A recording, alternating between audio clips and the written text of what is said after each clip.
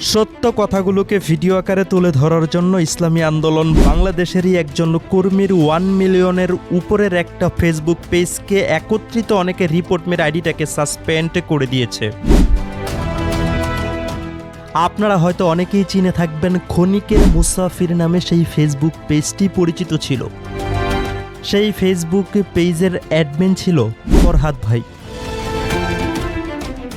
অনেকেই একসাথে নাকি রিপোর্ট মেরেছে। অনেকেই একসাথে রিপোর্ট মারার কারণে এখন ফেসবুক পেজটি উনার হাতে এখন আর নেই। ফেসবুক পেজটি এখন সাসপেন্ড হয়ে গিয়েছে, গায়েব হয়ে গিয়েছে। গতকাল রাত্রে ফরহাদ ভাইয়ের সাথে মোবাইলে আমার আলোচনা হয় এই বিষয় নিয়ে। ফরহাদ ভাই তখন এই কথাগুলো আমার সাথে শেয়ার করেন, আমাকে বলেন, আমি শুনি।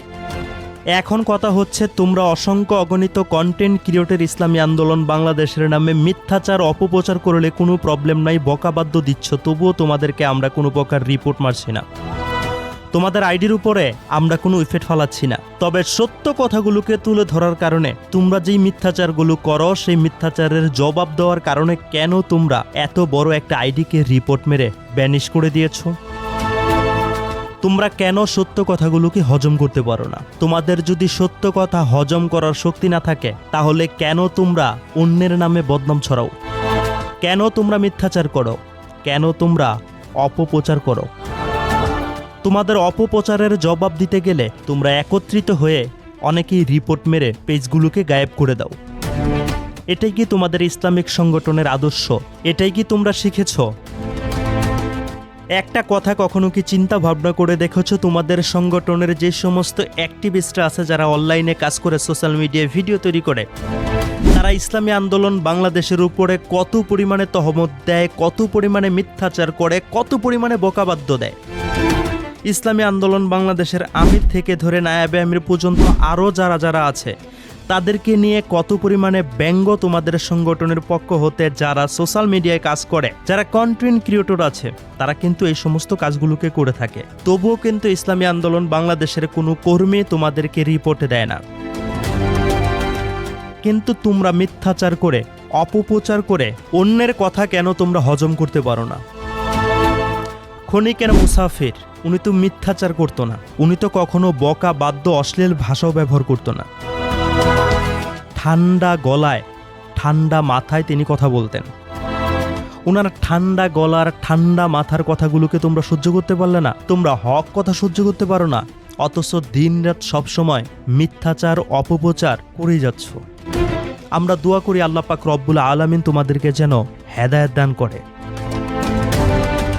তোমরা যদি সমালোচনা সহ্য করতে না পারো, অন্যের নামে মিথ্যাচার করা, অপপ্রচার করা, গালাগালি করা, এগুলো বাদ দিয়ে দাও। আমার প্রাণপ্রিয় ভাই ও বন্ধুরা, আপনারা হয়তো ক্ষণিকের মুসাফির ফরহাদ ভাইকে আপনারা অনেকেই চিনেন। আপনারা হয়তো ইদানিং অনেকেই ওনার পেজটাকে খুঁজে পাচ্ছেন না।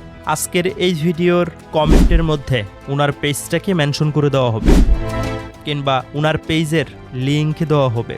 যদি আপনারা কেউ চান, চাইলে আপনারা ওনার পেজ থেকে ঘুরে আসতে পারেন। সবশেষে একটা কথাই বলবো, এত পরিমাণে মিথ্যাচার করে, এত পরিমাণে অপপ্রচার করে, এত পরিমাণে ইসলামী আন্দোলন বাংলাদেশকে অ্যাটাক করে তোমরা আরামে আছো, কিন্তু ইসলামী আন্দোলন বাংলাদেশ সেই সংগঠনের কর্মীরা যখন তোমাদের মিথ্যাচারের, তোমাদের অপপ্রচারের জবাবগুলোকে দেয়, তখন তোমরা সেটাকে নিতে পারো না। তখনই সেই আইডিটাকে তোমরা রিপোর্ট মেরে গায়েব করে দাও। তোমাদের এই আচরণের কারণে তোমাদেরকে তীব্র নিন্দা জানাই। আর আপনাদের যাদের কাছে ফরহাদ ভাইয়ের ভিডিও ভালো লাগে, ফরহাদ ভাইয়ের উপস্থাপনা ভালো লাগে, আপনারা ফরহাদ ভাইকে খুঁজছেন, ক্ষণিকের মুসাফির সেই পেজটাকে খুঁজছেন, কিন্তু খুঁজে পাচ্ছেন না। ফরহাদ ভাই আরেকটি পেজ ক্রিয়েট করেছে, ক্ষণিকের মুসাফির 3। আমার ভিডিওর কমেন্টে সেই ফেসবুক পেজের লিঙ্ক দেওয়া হবে, সেই ফেসবুক পেজটাকে মেনশন করে দেওয়া হবে। যদি আপনারা চান, তাহলে ওনার পেজ থেকে ঘুরে আসতে পারেন।